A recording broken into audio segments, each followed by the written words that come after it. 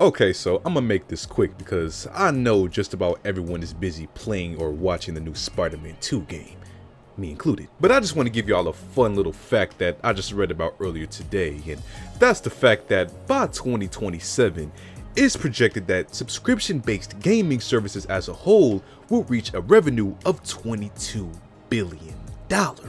22 big B's over games that people don't even technically get to own. Either these companies have found an amazing financial formula, or more players are believing in communism. It is a great time to be a gamer if, you're tight on funds that you can put into the hobby because, almost everywhere that you look, you'll find an amazing company, either new or sometimes more niche, advertising a subscription service of a select number of games for you to play.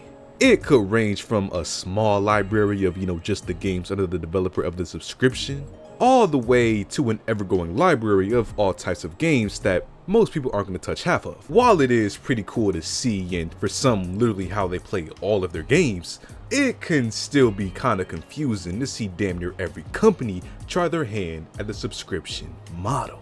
Now, I can't tell you all which subscription is the best one out right now, since the answer is going to be subjective, and I might around to get sensory overload trying to list them all. But one thing that I can explain to y'all is why every company is doing, or at least trying to do, the whole subscription thing. Like, I don't know too many people paying $18 a month for some Ubisoft games. The subscription is a method that's likely not going to stop being adopted by every studio out there, so because of that, hopefully by the end of the video, you'll have a better understanding as to why there's so many new gaming subscriptions.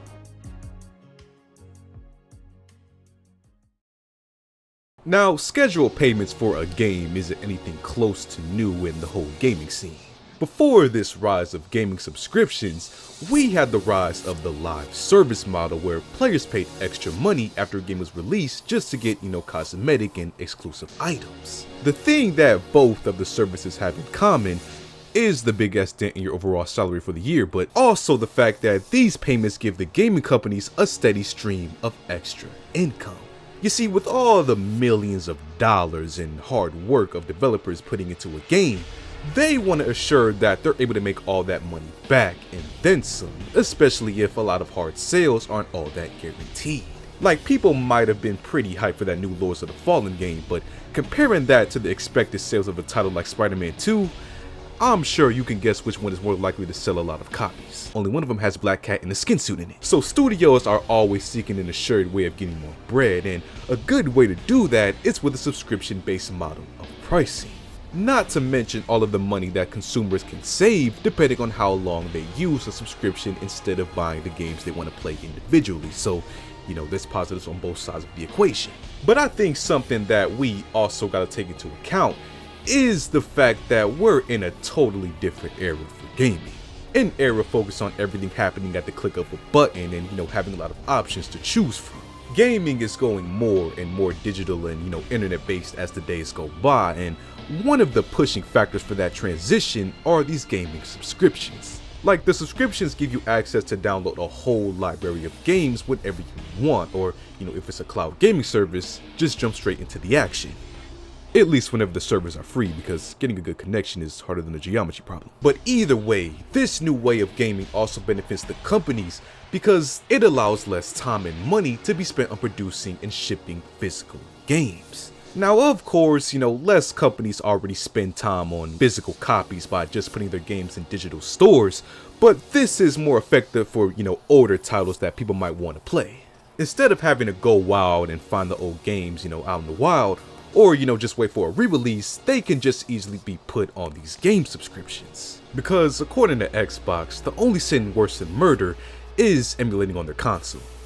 Seriously, they don't play about that. So subscription-based gaming in its own way is good for the games themselves, but what people tend to overlook is the effect that subscriptions have on the overall player base. You see, another positive that the service has going for it is the increase in loyalty between the company and the people buying into the subscription service. Think about it this way: if you had a place where you got to play the majority or all of your favorite games, after a while, you'll likely hold that place with a pretty high regard and a level of trust just because of familiarity.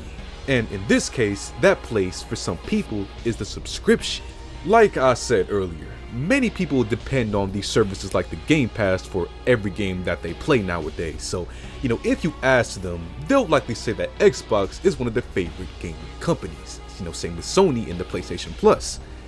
Even though there's actually a correct answer that isn't either of those, but we'll talk about that later. There is a whole negative and dark side to subscription-based gaming that many people point out every day, but I think most of that side has to do with personal preference, and in these companies' eyes, the positives I just listed outweighs those, so they really don't give a shit. Overall, because of money and ease of rolling out a lot of games at once, subscriptions are here to stay, and we're likely going to see a lot more of them in the future. So we'll just have to wait and see how much more expanded they become going forward.